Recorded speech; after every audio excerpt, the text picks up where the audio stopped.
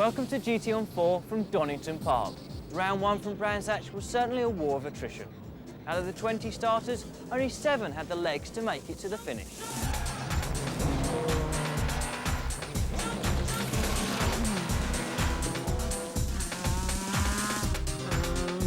Dave Warnock, defending champion. Brands Hatch didn't maybe go according to plan with some reliability problems. Yeah, it's unusual for us at Lister, but we had such a good year last year with no reliability problems at all. So to have a drive shaft failure like that was disappointing, but we weren't set to win the race anyway, but we would have come second.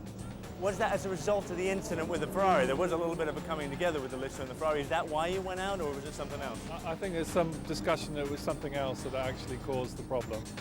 Nigel Greensill, you're driving the Stealth machine in the British GT Championship this year. Didn't go so well for you at Brands. What happened there? Oh, we just had a few dramas. We had an ECU problem, which stopped one of the cars racing, and then a little problem with the exhaust retaining springs during the race, which stopped the second car then. So it's quite frustrating, but I'm confident that we can run at least as quick as the Listers, if not quicker, based on what we've done previously, and also having driven a Lister last year as well, so I know what that car's like. Ian McKellar, winner of the first round. Great job, you and Tommy Erdos in the Celine. You think it's going to be as easy as that for the rest of the year? No, I don't think it's going to be easy. Obviously, it's a long season. We had a good car at Brands Hatch, and obviously Lister a bit off, but I think he's brought it back today and obviously showed it this morning in the warm-up. He did a 6-1, exactly what we did on Thursday. Now, pit stop's obviously a key factor, even over a short race like this. The Lister car, I think, was much quicker in the pits, and with the nature of the way you guys get in and out of the car, that's somewhere where you might struggle. That's correct, yeah. Obviously, I'm quite a bit taller than Tommy, and he has to have an insert, and it's quite hard to get in his car. I think Listers have done it in 8 seconds or something, but we're struggling at the minute, so I think we need to get a bit of a gap in the race so we got a bit more time in the pits, but he's a bit of a problem for us getting in and out at the moment. Tim Sugden, great run at Brands Hatch. I think a lot of people thought you had the drive of the race. Last week was very hard because I'd spent like 6 laps catching Martin and had caught him sort of half a second a lap. And I was fairly confident that when I got to him, I'd be able to pass him. I had like 4 laps to do it and couldn't find a way past. He drove very, very well. I was quick in the wrong place, but nonetheless, somebody like Martin's very good. So if I catch Martin, then I'll be certainly wanting to do it this time. Martin Short talking with Tim Sugden earlier, and he was saying that he was kind of quicker on part of the track and you were quicker on part of the track, but you really kind of kept ahead of him where it was important, didn't you? Yeah, we knew from testing that his car was particularly quick in the slower corners at Brands Hatch, and mine was equally as quick on the fast bits. And so it was a cat and mouse game, and a bit like an elastic band that kept stretching between us, where I had to maintain an advantage over him before we got to the slow bits, and I just held it. Short and Pullen lead the GTO Championship by just 5 points from Sugden and O'Rourke, with the Ferrari and Porsche close behind. In the GT class, Warnock and Jordan have to find a way of catching the impressive Celine, but that's going to be easier said than done. Just like Brands Hatch, it's the Celine that dominated qualifying. Rob, can anyone stop Erdos and McKellar? Well, Darren, I think so. Times are getting closer in GT. Great qualifying performance by the Stealth, second on the grid. Nigel Greensill put that qualifying time in. Terry Pudwell takes the wheel at the start of the race. Very close throughout the GT. Great and very close in GTO also. Only 1,000th of a second separate the front 2 cars in GTO. As the cars now warm up their tires, ready to take the start. And here we are on board with Terry Pudwell. Great view here in the Stealth. He's on the outside of the front row. We're going into the first corner at Redgate. The Celine is going to take the lead. Yes, it does. Pudwell on the inside. And it's a close battle between the Speed 12 here. Rob Barth trying to get around the outside of that Lister, but doesn't do it. Terry Pudwell now down through Hollywood, coming into the Crater Curve, trying to get himself tucked in behind that very, very quick Celine. Big, heavy, 1,000-kilo race car on cold tires. They're a little bit spreading out already as we see the Celine go through the old hairpin. As the field slides through, the Celine is already starting to get a little bit of a gap. Now I'm pleased to be joined today by Julian Bailey, who's a former world sports car champion and actually a British champion. Do you reckon the Lister can get back on terms today, Julian? Well, I do. I think it should suit the Lister, the Donington Park circuit, but we can see Dave Warnock making a bit of a cautious start, as he normally does. The tyres are cold. You can see the car squirming around, trying to get grip. As those tyres warm up, I think we'll see Dave move forward and challenge those other cars. Yeah, he's looking like he's going to challenge the Speed 12. Rob Barth taking a slightly defensive position. Does he go up the inside? No, he doesn't. He thinks better of it. And as you say, Julian, Dave Warnock does tend to take a slightly cautious start at the race, but it's very, very difficult in these cars on cold tires, as you also say. So we've got the Celine. Look at that lead already. But there's a long, long way to go. It's a 1 hour race here. So, oh, it looks like one of the other stealth has come off. That's Robin Webster having his first drive in that car. Doesn't look like his first drive in the stealth is going to go very much further than this. Don't know what happened there. Maybe came together with somebody else. As we take a look at the Eclipse, Tuscanar having a great battle with the Harman Kardon Tuscanar. Tucked right in behind that is the Lotus of Robert Ross and Matt Johnson. Down here we look at the number 66 Ferrari coming down through the Craner curve.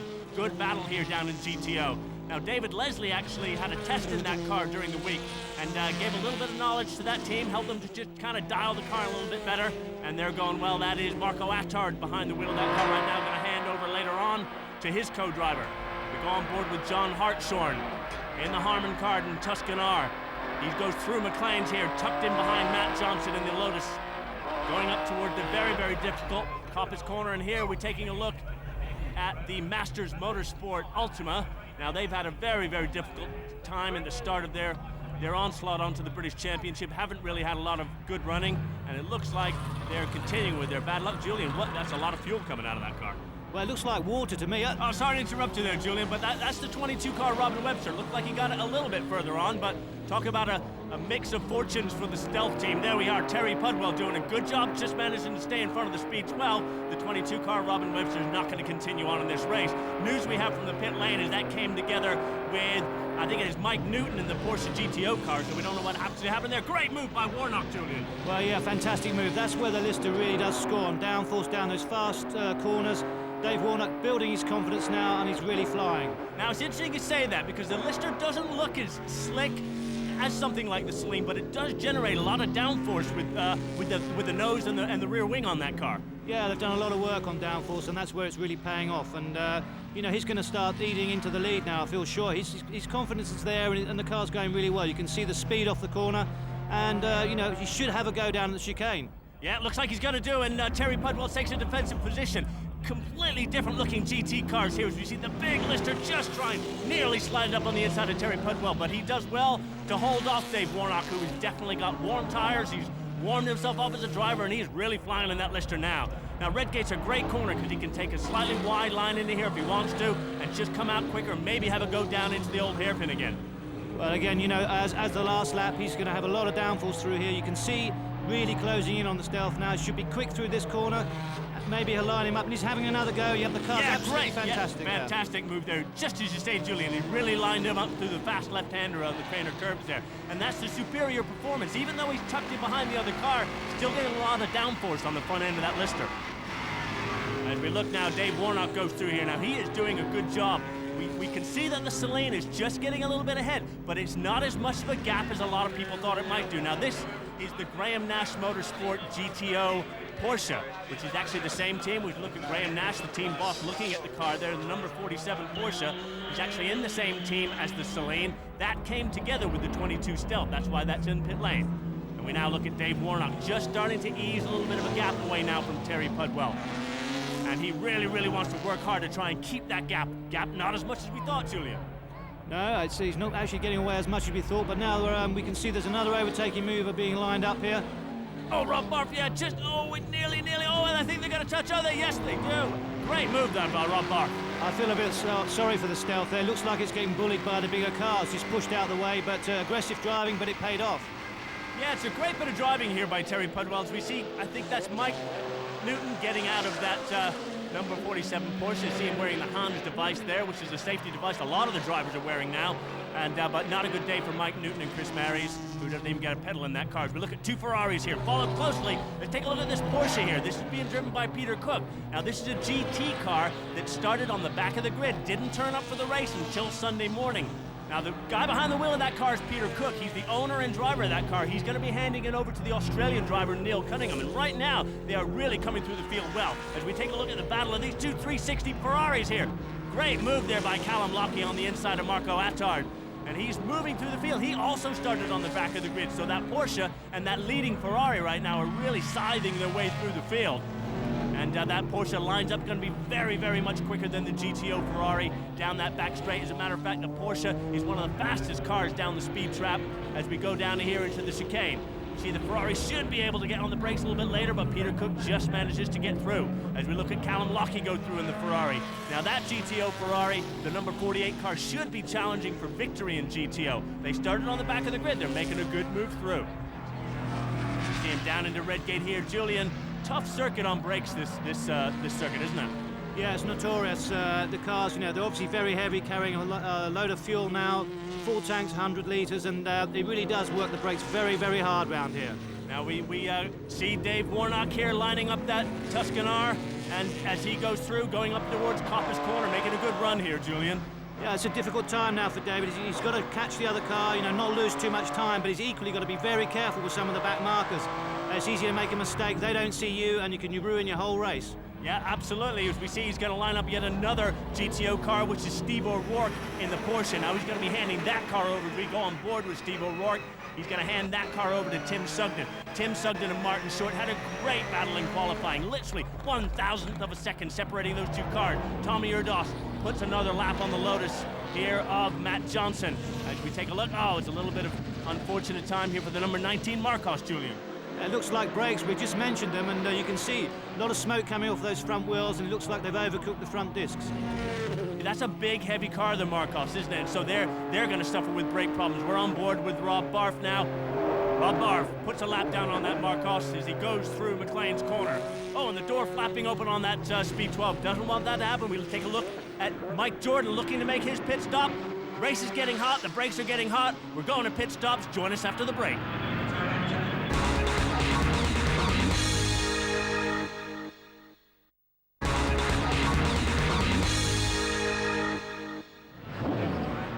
Welcome back to round 2 of the British GT Championship at Donington Park. We take a look at Mike Jordan and other drivers here getting ready for the pit stops. Now this is a key part of the race. Rob Barf is handing over to Michael Caine here in the Speed 12. As we see that Steve O'Rourke and Tim Sugden Porsche come in. This is Terry Pudwell now going to hand over the Stealth to Nigel Greensell. Significant factor here, Julian, and the difference in time between the Lister and the Saleen in pit stops, isn't it? Very important to get these pit stops right. We know that Mike Jordan and Dave Warnock are roughly the same size, which makes a big difference trying to get in and out the cars. Yeah, now the Saleen has to, as we see Tim Sugden coming out here, we see the Speed 12 just ahead of him. Now the Saleen really has to get a significant gap, doesn't it, over that Lister, because it's something like 10 or 11 seconds between the fastest pit stops for those two cars. The other factor here is that Dave Warnock will come in and make his pit stop much earlier than the Saleen will. So Tommy Erdos will be out on track for about another 10 minutes or so as we see the Lister coming on pit road. We know the Lister team do a lot of work to make these things run smoothly. You can see unhurried, but equally quick, you know, sometimes less haste, more speed, as they say. Very smooth and calm.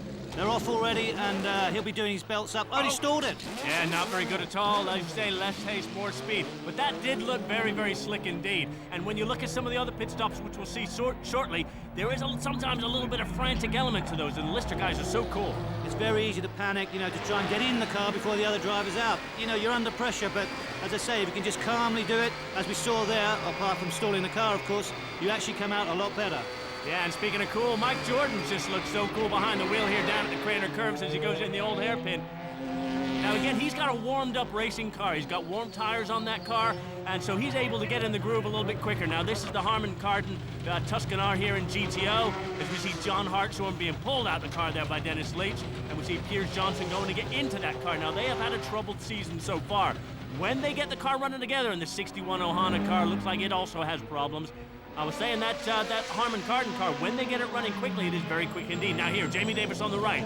Callum Lockie's going to be bundled out of that car. Steve, the crew chief here from Velox, is going to be working on the belts there from Jamie Davis. You see another crew member on the other side trying to get those seat belts in together. The Velox team do work on their pit stops. Tommy Erdos here, looking very serene in this Saleen. He's going to have to hand that car over to his teammate Ian McKellar, but he's going to stay in that car a little bit longer than the Lister driver pairing, which changed over a little bit earlier.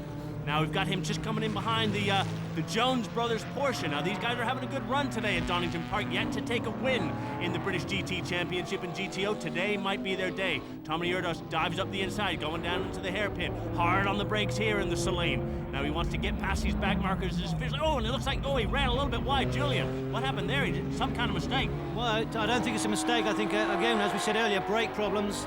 and just locks up. It looks like a rear tyre to me, and just runs wide. So they've obviously got some sort of problem there. Well, exactly as you said, the circuit is very hard on brakes, and I think exactly as you said, it looked like he had a little bit of a lockup or something. Got on the brakes there, and just the car wiggled around, and it looks like Piers Johnson has just gotten in that car, and looks like that's going to be, unfortunately, the end of the day for the Harman Kardon Tuscanaur. That looks like pretty severe mechanical problem of some sort.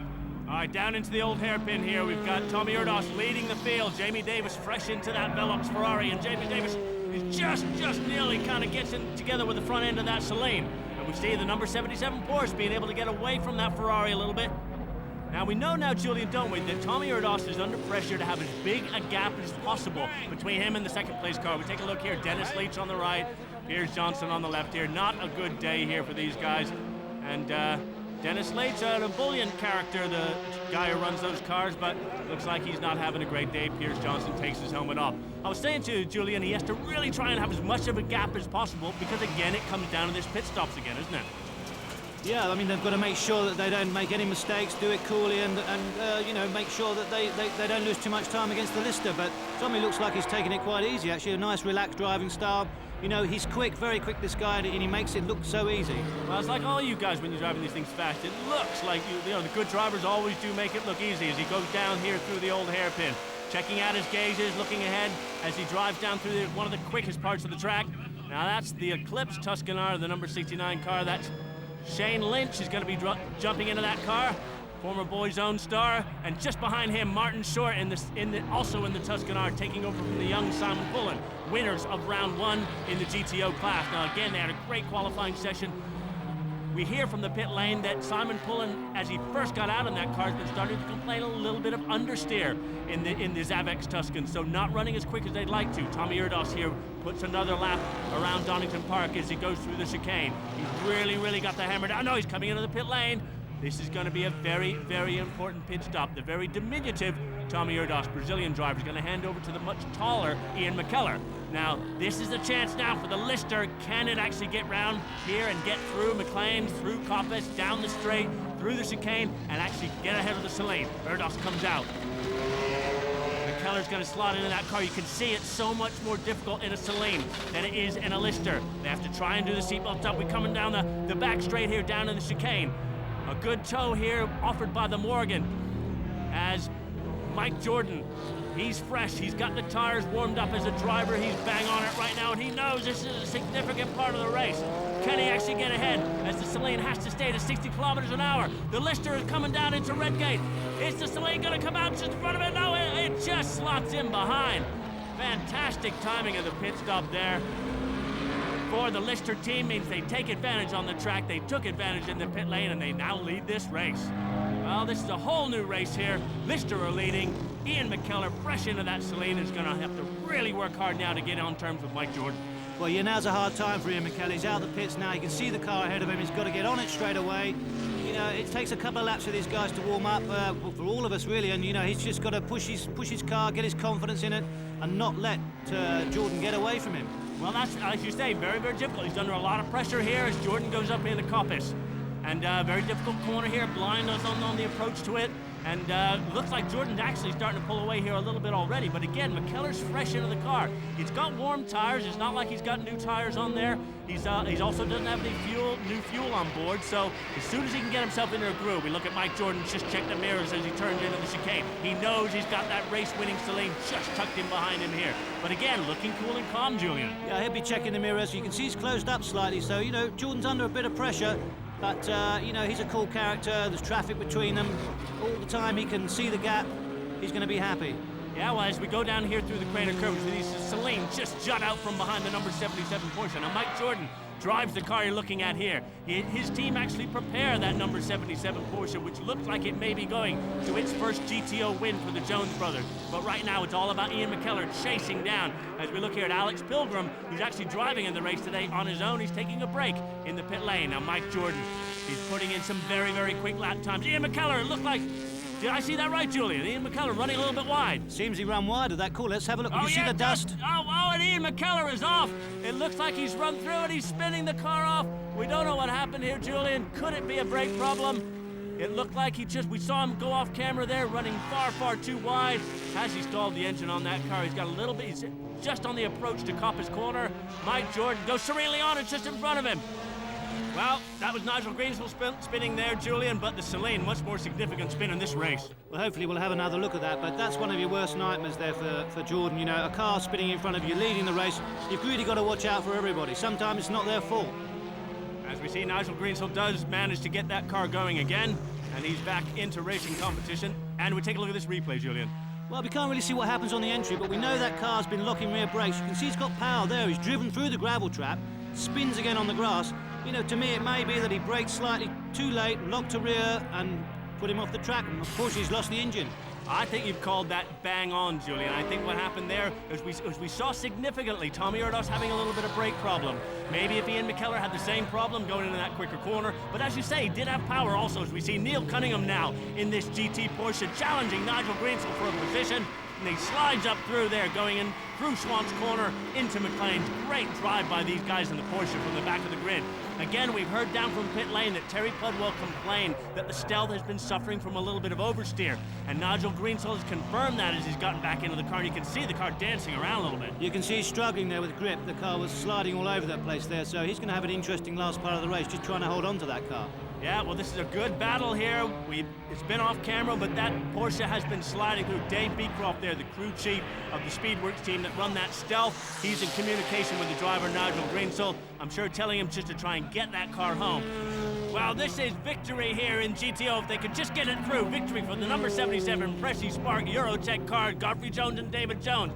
Victory in GT here for Lister. It wasn't expected at the start of the weekend, but Lister typically showing the class as a team, the class as drivers, and Julian, they take a fantastic victory here at Donington Park. Great race for them, but you know, it was a shame really that Celine went off and spoiled what could have been a great climax to this race. Yeah, well, as confirmation of the victory for Lister, TVR Speed 12 comes into second place. Good drive from the back of the grid for the Porsche.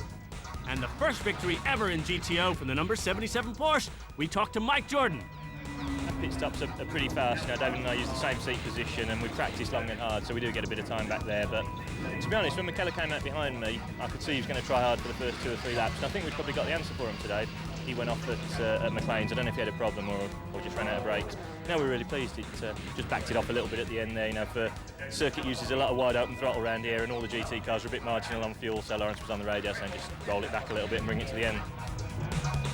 Well, that means a change in the driver points. Warnock and Jordan go into the lead. Ian McKellar and Tommy Erdos score no points today. Well, promising start for the Stealth. They still have 15 points in the championship. Not such a great finish for them. As we look at the GTO rostrum, great day for the Jones twins. Yeah, it was a good race. We had a very good start. Made a clear patch for Godfrey, and then the times were matched, you know, in the second half. The car was still handling really well right towards the end, so it was relatively easy to keep the pace there. Tyres weren't going off, car was nicely balanced, so it was enjoyable. But when you are in the front and you know they're capable of going faster, then it's still hard work. Well, that victory puts the Jones brothers into second place in the GTO driver standing, very, very close in the top 5 and equally tight in the bottom of the order. Congratulations to Mike Jordan and Dave Warnock for their first win in the Lister this season. Join us again next week for Formula 3 action from Silverstone. Join Darren for that at the same time, 7 o'clock next week. Coming up, Desert Marathon running and a man determined to change the image of 10-pin bowling. All part of your fix of Transworld Sport.